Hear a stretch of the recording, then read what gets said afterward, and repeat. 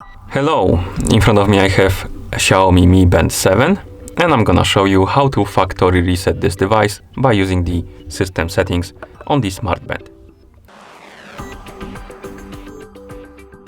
Before we start, a quick disclaimer. If you want to factory reset your smart band, make sure that the battery level on your smart band is at least above 30%, because if the battery dies during the resetting process, it might damage your device. Okay, so now let's continue with the reset.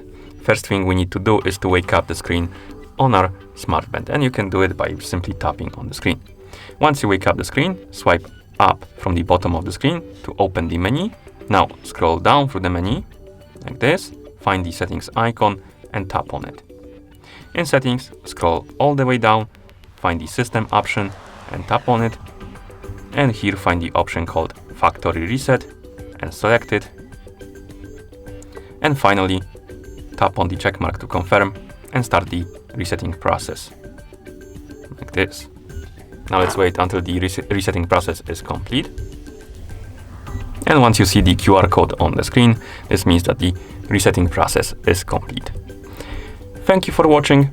If you found this video helpful, please consider subscribing to our channel and leaving the like on the video.